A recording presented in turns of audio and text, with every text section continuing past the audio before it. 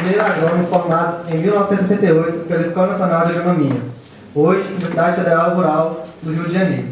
Ocupa atualmente o cargo de gerente da área de Educação e Treinamento da Associação Nacional de Defesa Vegetal, ANDEF. Com formação eclética em ciências agronômicas, tem participado ativamente em treinamentos em pesquisa e desenvolvimento de produtos fitossanitários, tornando-se uma referência na área de proteção de plantas no Brasil.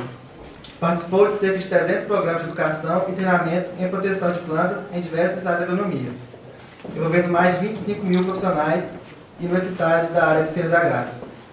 Marçal tem participado assiduamente dos congressos brasileiros de olericultura, promovidos anualmente pela Comissão Organizadora, como coordenador de painéis, mesas redondas, minicurso e palestrante. Além da ABH, Marçal foi homenageado pela Sociedade Brasileira de Hematologia, Sociedade Brasileira de Entomologia, Sociedade Brasileira de Ciências das Plantas Daninhas, Sociedade Brasileira de Fitopatologia, em conhecimento das suas contribuições para o uso correto de produtos fitossanitários e pela divulgação de tecnologias relacionadas à área de proteção de plantas. Em 1993, recebeu o título de engenheiro agrônomo de 1993 e o diploma de honra ao mérito profissional, conferidos pelo Clube dos Agrônomos de Campinas, São Paulo. Marçal foi homenageado pela Associação de Engenheiros Agrônomos do Estado de São Paulo, tendo sido agradecido com a medalha Fernando Costa. Esse prêmio é concedido anualmente aos profissionais da área agronômica que mais se destacaram em sua atividade e colaboraram efetivamente com o desenvolvimento do agronegócio paulista. Marçal tem atuado também como tutor da Associação Brasileira de Educação Agrícola Superior, ABAS, para cursos de pós-graduação, lato sensu e como membro convidado da Comissão de Defesa Sanitária Vegetal do Estado de Goiás e da Câmara de Defesa Agropecuária do Estado de Minas Gerais. Obrigado. Eu que agradeço, Germano. Boa noite a todos. Boa noite. Boa noite. Boa noite. Queria, inicialmente, dizer do meu contentamento e especial agradecimento ao professor Fernandes por esse honroso convite. Queria, em nome do professor Cristiano, cumprimentar todos os professores e funcionários dessa venerada Casa de Ensino, através do Darlan, cumprimentar todos os acadêmicos. E como disse o Darlan, nunca conseguiu juntar tanta gente assim, vocês imaginem minha responsabilidade, né? E lá o Germano falando aí do meu passado, ele falou muito do passado, quer dizer que o meu futuro é pouco, né? Quando se fala muito do passado, tem pouco futuro. Mas eu espero... Cadê o Darlan? Darlan, eu espero na 20ª FEICAR que está aqui presente. Se for convidado, né? Boa noite, então. Boa noite. O que vocês esperam daqui? Vamos pensar. O que cada um de vocês espera? Pensem com vocês. Por que vocês vieram aqui? Atrás do quê? O que vocês esperam quando terminar hoje à noite? Que hora vai terminar, professor? 2 horas da manhã? Mais ou menos. Se for tudo bem, né? Aproveite bem essa noite. Vamos lá? Professor, quanto que eu tenho? 50 minutos. 50 minutos. Então vamos ver se eu reduzo, porque eu acredito que falar mais que 40, 45 minutos. 45 minutos numa aula expositiva já é muito, não é? E aí eu estou vendo aqueles lá no fundo aí, eu acho que se eu falar muito, o que vai acontecer lá no fundo? O que vai acontecer? Se não conversar, vai dormir, né? Então vamos lá, gente. Bom, falamos do passado, falado muito aqui do passado. Então, quais os questionamentos que nós vamos colocar aqui para vocês? De onde viemos, aonde estamos e para onde vamos? De onde viemos? Há mais de 10 séculos, o homem vai a campo dia a dia para plantar, proteger a sua lavoura e colher os seus frutos. A agricultura fez com que o homem, que era nômade, passou a ser sedentário. Antes de descobrir a agricultura, o homem vivia atrás da caça. Então ele andava pelo mundo, tal como um judeu errante. Para lá e para cá, para lá e para cá. Até que um dia ele viu que ele podia ficar sedentário, podia se fixar. Foi quando ele inventou a agricultura, descobriu a agricultura. Então a agricultura é a profissão mais antiga que existe. Dizem que depois dela, a segunda mais antiga é a prostituição, né? Então, agricultura e prostituição são as duas profissões mais antigas que existem. Dizem que das duas, apenas uma dá prazer. Bom, o homem primitivo só fazia colher. Vocês imaginem que era bom, né? Não precisava trabalhar, não precisava nada. Só colher e comer, né? Não tinha o que fazer. Era colher, comer e comer. Né? Até que um dia o alimento acabou. Aí o homem passou a ser caçador. Né? Até que um dia desenvolveu a agricultura. Né? Então, há mais de 10 séculos ele está indo a campo. Hoje nós estamos na seção da ciência e industrialização. E aí, nós a partir dessa década já começamos a década de serviço. Gente, já pensou quanto isso é importante para nós? A era de serviço. Eu passei 20 anos, mais de 20 anos selecionando e contratando agrônomos.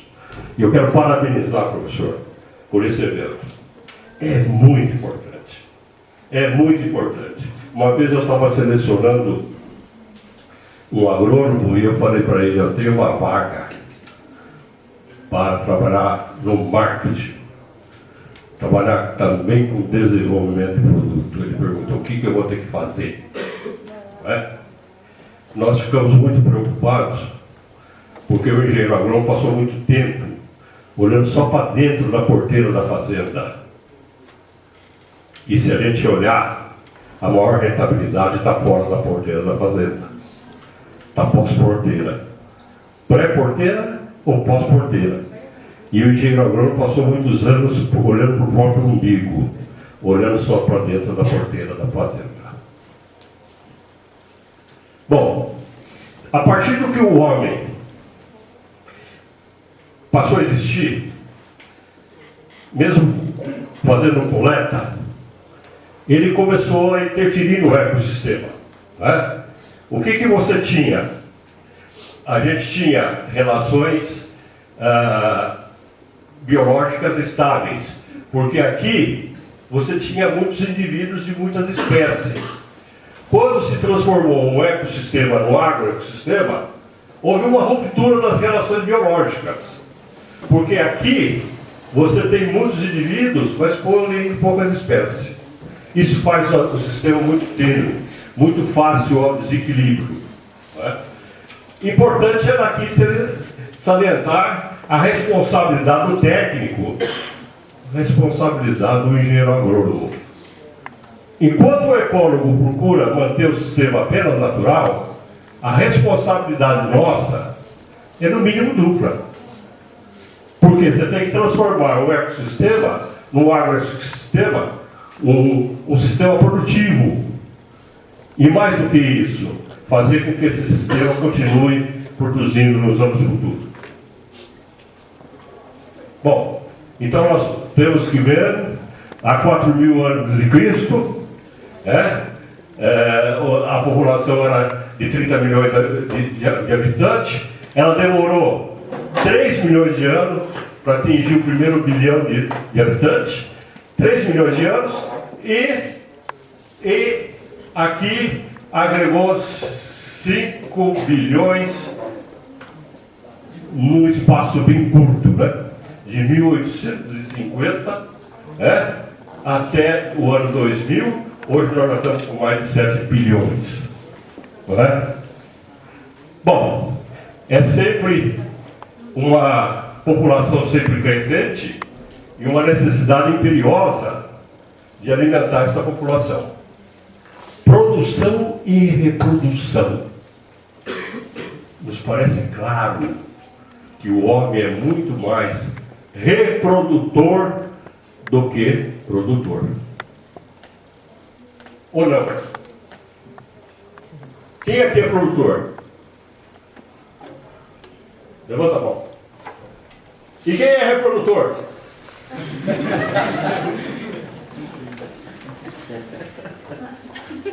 Bom, um dos problemas do grande número de pessoas no face da Terra, mais de 7 bilhões, é que a longevidade do homem, a esperança de vida cada vez aumenta mais. Se a gente comparar em 30 anos, né, o Japão continua com maior longevidade, Estados Unidos, e até a esperança de vida do brasileiro aumentou. Não é? Então, cada vez tem mais gente, mais pessoas para alimentar, né? E aí, a gente pode ver aqui, azul é homem, rosa é mulher, porque a gente pode ver, tanto no Japão, na Suécia, na Itália, na Holanda, na Suíça, no Brasil, a mulher vive mais que o homem. Está vendo, gente, o que nós não fazemos por elas? Nós até morremos por elas. Agora, eu só não entendo uma coisa. Por que vem a Previdência dizer que nós temos que trabalhar 35 anos para aposentar e elas 30? Se elas viverem mais, elas têm que trabalhar mais, não é verdade? Concordam? Bom, o outro problema que está vendo aqui são duas curvas, né? Uma que é rural, 1950, em 1950, metade do século passado, 2/3 da população estava no campo. O que aconteceu? Em 2010, nós passamos a ser mais... 2008, nós passamos a ser mais urbano do que rural. E olha como sobe aqui, ó. Tá vendo? Ó? Aqui, ó. A gente aprendeu lá nas primeiras aulas de física, quando a gente queria jogar um projétil mais longe, qual deveria ser o ângulo? 45 graus, muito bem. E vejam aqui, que ângulo nós temos aqui, ó. Como cresce a população. Outra coisa que nós temos que mostrar é que a população e a área agricultável. A população é essa código de barra e a linha é a área cultivada, né? Área agricultável. Então nós tínhamos mais de 1 hectare por habitante e agora nós temos quase 0,2. Então é fácil imaginar que para resolver o problema tem que ser tecnologia, né? Avanço tecnológico, tecnologia. Bom, acesso ao alimento. Esse quadro é muito antigo, não tem nem data, não tem nem cores, né? O que mostra aqui? Pelo jeito aqui, ó, que época que é isso aqui, hein? Pelo jeito, pelo vestimento. É época medieval? O que a gente vê aqui? O castelo lá em cima, né? Aqui embaixo um povoado. Esse aqui deve ser o rei ou o senhor, né? E aqui como ele estiliza o gafanhoto. Praga. Né? Aliás, a Bíblia já dizia, das 10 pragas do Egito, 3 eram insetos. Né? E fala das pragas, entre elas, a lepra, né? Que era um problema seríssimo. Mas a gente vê como é que o pintor aqui estilizou o gafanhoto, né? Olha aí. Nuvem de gafanhoto. Bom, nós comemos o resto que sobra, né? O ataque de pragas, de doenças de plantas daninhas. Não é verdade? Na verdade, é que os insetos são muito mais antigos e muito mais experientes que o homem. 300 milhões de anos antes do homem, os insetos já habitavam na face da terra. Eles são muito mais antigos, muito mais experientes. Como é que é o esqueleto do inseto?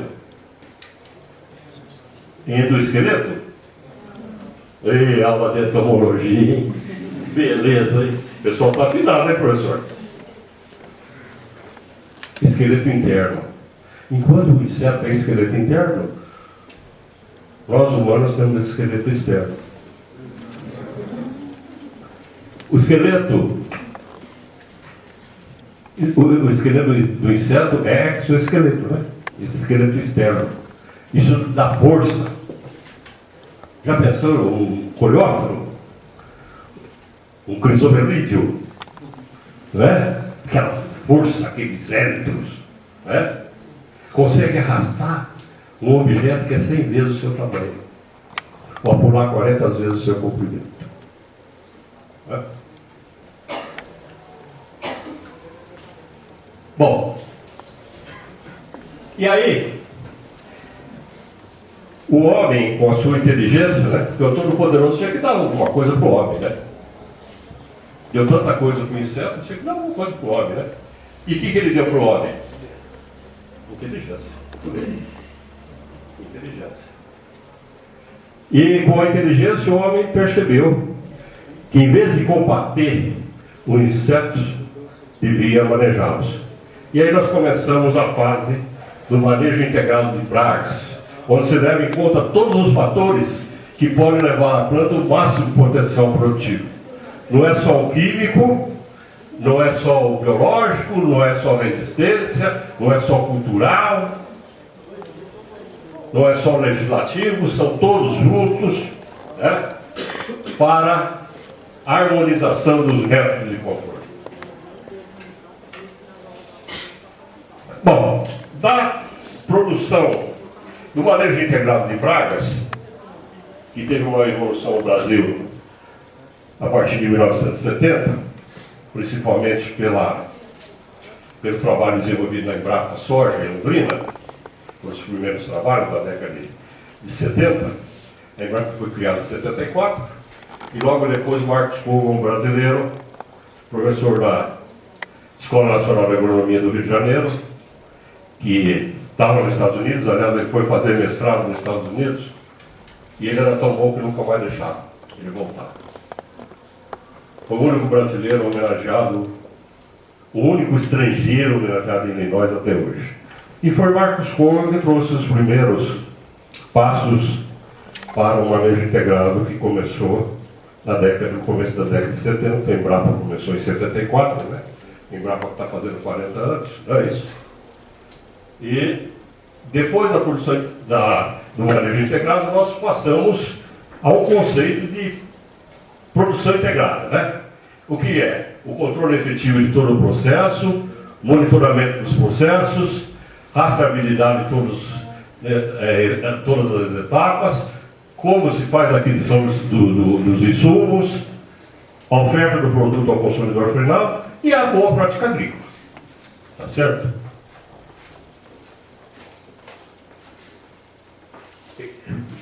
Questão de prova, hein? Pode tomar nota que é questão de prova.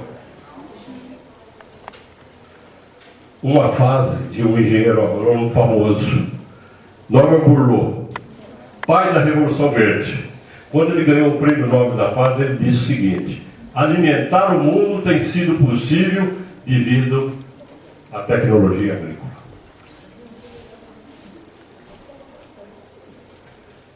Gente, nós tivemos um avanço muito grande quando em 89 saiu a Lei 7.802, que é a chamada Lei dos Agrotóxicos. O que trouxe essa lei? Trouxe competência, o que era a competência da União, do Estado, do município, o receituário agronômico, exigido por toda a venda, e as responsabilidades. Olha que a lei foi muito boa, porque ela trouxe responsabilidade a todos. Ela não trouxe só ao engenheiro agrônomo e ao fabricante. Trouxe também ao consumidor, ao comerciante, o registrante, o produtor e o empregador. Não é? E aí, Todos eles, mas no centro está o engenheiro agrônomo, né? Porque todos os elos da cadeia dependem do engenheiro agrônomo. Bom, falando de onde nós viemos, vamos responder a segunda pergunta: onde nós estamos? Um país maravilhoso, né? Abençoado por Deus, né? Que não só é grande de norte a sul, como é grande também de leste a oeste. E está localizado numa região do globo onde pode-se produzir alimentos tropicais, subtropicais, temperados, para alimentar essa enorme população de 7 bilhões de habitantes que existe no mundo. É o país que tem mais condição de desenvolver. Aliás, é o país, é o setor nosso que está respondendo por 22% do PIB e está segurando a balança de exportação. Então, vocês podem ver como um país tropical, né? Porque os países mais avançados do mundo estão no hemisfério norte e o potencial que tem o Brasil, né, para poder desenvolver. Vejam, a área agricultável no Brasil é 550 milhões de hectares. Dentro dessa área agricultável, não era territorial, a área agricultável pode se colocar 32 países da Europa. Pode colocar Holanda, França, Alemanha, até a Bielorrússia. 32 países da Europa nessa área agricultável do Brasil. Tremendo potencial, né? Mundo atual. Mundo atual, com essa globalização, a coisa que ficou mais importante, nós estávamos falando com o professor Flávio Fernandes, é a área de fitossanidade. Essa é a área mais importante da agronomia hoje. É a área que mais emprega. Eu vou mandar uma radiografia para vocês, o que eu penso no futuro. Mas hoje o que está mais empregando é a área de fitossanidade. Então, com a globalização, a fitossanidade passou a ser importante. Por quê? Porque se não houver uma adequação fitossanitária, ela serve como barreira para não exportar. É simples, né? Aí o Brasil ingressou na Organização Mundial do Comércio, né? Em 1994. Vejam que a lei que foi publicada no Diário Oficial, 30 de 12 de 94. Último dia, né? De publicação do Diário Oficial, 94. No fechar das luzes. Então estava dizendo, olha, vão apagar a luz e fechar a porta. O Brasil vai entrar ou não vai? O Brasil entrou. E entrou, não estava muito, como sempre no Brasil, né? Meio desarticulado. E aí, o que eles sofreram de consequências? O que trouxe a Organização Mundial do Comércio? Regulamentos fitossanitários atualizados, ampliação dos mercados internacionais, diminuição dos subsídios, maior transparência nas regulamentações sanitárias e fitossanitárias e sistema de conciliação quando houver conflito. Vocês já viram o caso da coisa da vaca louca, problema do Brasil com os Estados Unidos, o negócio do algodão, etc. e tal, né? Bom, e aí, um dos temas que o professor Flávio Fernandes falou, nos pediu para falar, que é segurança alimentar, né? O que é segurança alimentar, hein? Muita gente confunde. Prestem atenção. Atenção. Questão de prova, hein? A segurança alimentar são 3 áreas: o acesso ao alimento, a qualidade nutricional e a segurança do alimento. Acesso ao alimento, né? Já foi falado. Qualidade nutricional, não adianta você dar alimento se não dá um alimento nutritivo. E eu quero falar para vocês sobre a segurança do alimento. Bom, o que é segurança do alimento? Alimentos sem perigos à saúde do consumidor, né? Quais são esses perigos? Biológico, químico, físico. Se perguntar para vocês qual é o mais importante, a grande maioria vai dizer que é o químico. Nós temos um levantamento dos Estados Unidos. O único levantamento que nós conseguimos foi dos Estados Unidos. Mostra que, pasme, 75% dos problemas biológicos e 25% somente químico. O mundo inteiro está fazendo sistema de acreditação, né, para poder exportar alimento, né? Aqui no Brasil, quem é responsável por isso é o IMET. Bom, esse é um programa que foi criado, é um programa fabuloso. Esse programa começou na indústria, Programa de Alimento Seguro. Acho que o Marcelo lembra disso, né, quando começou. Antônio Alberto esteve participando. Programa de Alimento Seguro do Campo à Mesa começou na indústria. Na verdade, começou com o Senai, né? E colocaram na época lá meio milhão para resolver o problema da indústria. Aí viram que o problema era um pouco mais embaixo. E o problema já vinha no campo. Um simples exemplo, você tem uma fábrica de sorvete. E você, a sua matéria-prima, vamos dizer, uma fruta, já vem contaminada. Então o problema vem do campo. Então, nós tivemos um grande processo, uma continuação de forças sobre isso aqui, que foi esse programa de alimentos seguro do Campo à Mesa.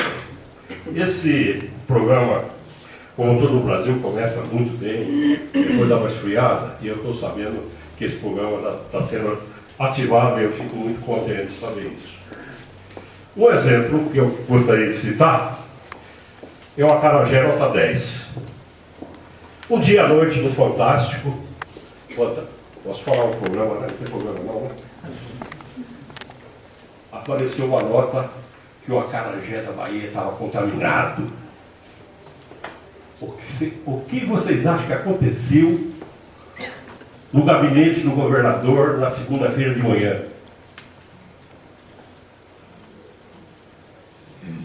E aí nós fomos dar um curso lá.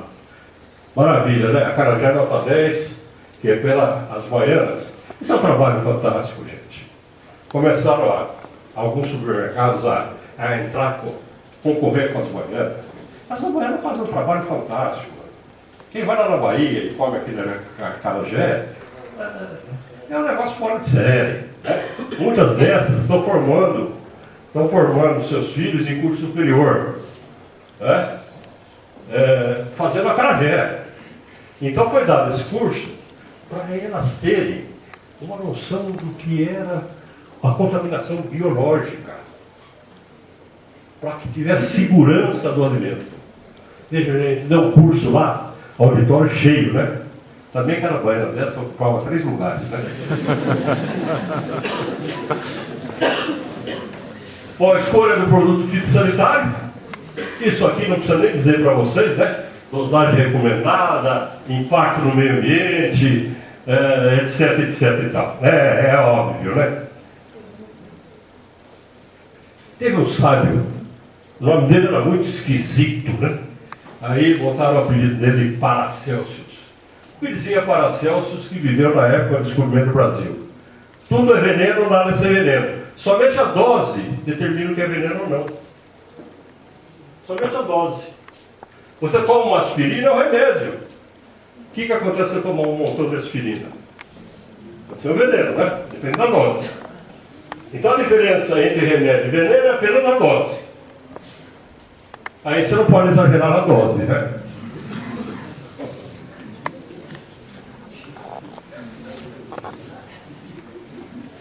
Bom, eu só queria falar para vocês que nós falamos em pesquisa e desenvolvimento na contratação de agrônomos, e eu gostaria de mostrar esse gráfico para vocês que eu acho que é importante. Vocês veem aqui gasto em pesquisa e desenvolvimento de acordo com a venda. Então você pega o montante vendido e quanto se aplica em pesquisa e desenvolvimento, e tira o percentual. O melhor, e era de se esperar, a farmacêutica, né? Depois vem a nossa indústria. A indústria de política de desenvolvimento para a agricultura. Veja aqui, petróleo, menos de 0,5%. Bebidas, ó, 2%. Desde que eles podiam gastar um pouco mais em pesquisa e desenvolvimento, botar uma cerveja melhor para a gente beber, né? Bom, agora, nós tivemos tanto progresso, né? Por que ainda existe problemas no campo de mau uso, de intoxicação, de resíduos nos alimentos? Por quê? Nós estamos no 3º milênio. Por que existe isso? Então eu vou dizer para vocês, são duas causas. Uma causa é a causa distante, né? Que é o antecedente da pessoa. O antecedente da pessoa é mau hábito, má educação e falta de instrução. Mau hábito, má educação e falta de instrução são falhas de comportamento de difícil de correção. E aí, causa imediata. Resultado da falta de treinamento para desempenho de uma atividade, expondo pessoas e o ambiente aos riscos. A pessoa não está preparada para trabalhar naquilo e é colocada para trabalhar naquilo. Não é? É aquele pessoal lá no fundo. O que vocês acham? Estão acompanhando ou não? Tem uma menina bonita ali, viu? Olha, ela já até olhou para mim. Bom, segurança do trabalho com defensivos. A segurança do trabalho com defensivos, isso é mercado de trabalho, são 3 áreas. Primeiro, a segurança do trabalho. Não é? Segundo, a parte de toxicologia. E terceiro, agronomia na área de fitossanitário, professor, e tecnologia de educação. Então são essas 3 áreas mais importantes. Bom, os avanços tecnológicos que nós tivemos, maior eficiência biológica, perfil, desculpe, estou apertando aqui errado. Opa. Vai, quer acabar logo? Então, maior eficiência biológica, né? Perfil toxicológico mais favorável, ecotoxicologia favorável, seletividade, especificidade. Por que seletividade e especificidade são importantes? Quem é capaz de responder? Aposto que aquela menina bonita lá no fundo é capaz de responder. Por que seletividade e especificidade são importantes? O manejo integrado, gente. O manejo integrado. Modo de ação, diminuição de dose, maior número de produtos para uso do MIP, menor impacto ambiental. Isso para quê? Para maior segurança para o aplicador, o consumidor do meio ambiente. Sempre esse tripé. Aplicador, consumidor e meio ambiente. Bom, falamos de onde viemos, falamos onde estamos, e agora vamos falar para onde nós vamos. O professor Marcelo, que é o homem do dinheiro, vai pagar a cerveja. Ou não? Vamos todos tomar cerveja, eu acho que ninguém vai dizer que não quer ir, né? Para onde nós vamos, gente? E isso aí é importante para falar com uma população jovem e bonita que está aqui, né? Eu estou falando beleza, eu estou falando das mulheres, né? Para onde nós vamos? Cadeia do agronegócio. E aqui mercado de trabalho. Atenção!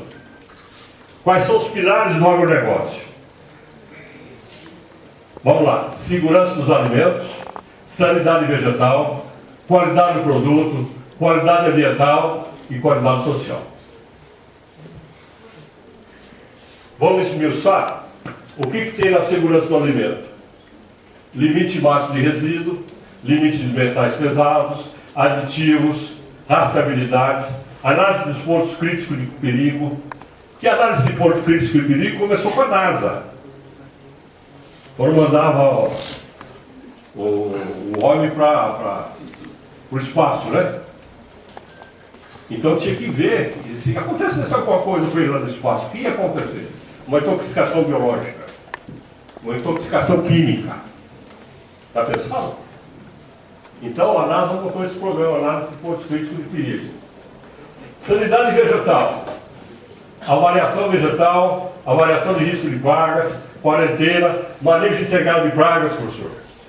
Está vendo? Toda hora nós estamos falando de manejo integrado de pragas. Qualidade do produto, composição do produto, limpeza, rotulagem, composição, todo é mercado de trabalho. Todo é mercado de trabalho. Qualidade ambiental, qualidade de controle de água e solo, proteção da biodiversidade, proteção das espécies de extinção. E a qualidade social, segurança no trabalho, segurança higiênico-sanitária, qualidade pessoal e comprometimento com a comunidade. Bom, e aí, gente? Segurança alimentar? Nós vamos ver aí que tem vários S, né? Não é só segurança alimentar. Segurança do alimento, sem resíduo, S de sustentável, S de saúde, S de social, S de sabor, S de sucesso, S de cifrão. Importante. Reais, euros, dólares, libras. O agricultor tem que ganhar dinheiro. Porque se o agricultor não ganhar dinheiro, nós, engenheiros agrônomos, vamos ficar sem 2 S, sem salário, né?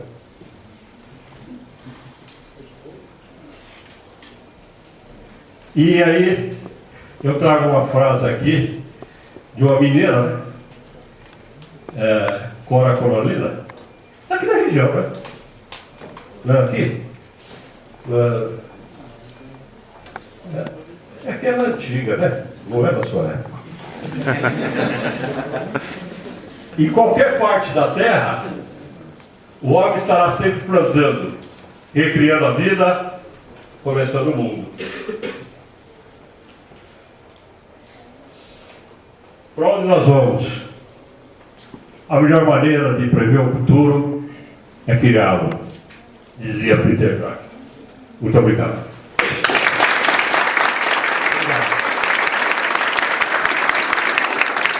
Muito obrigado.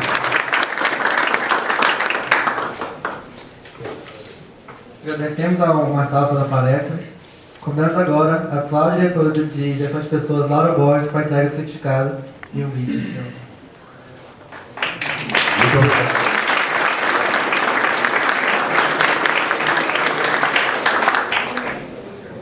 Opa. Muito obrigado. Deixa eu. Segura aí.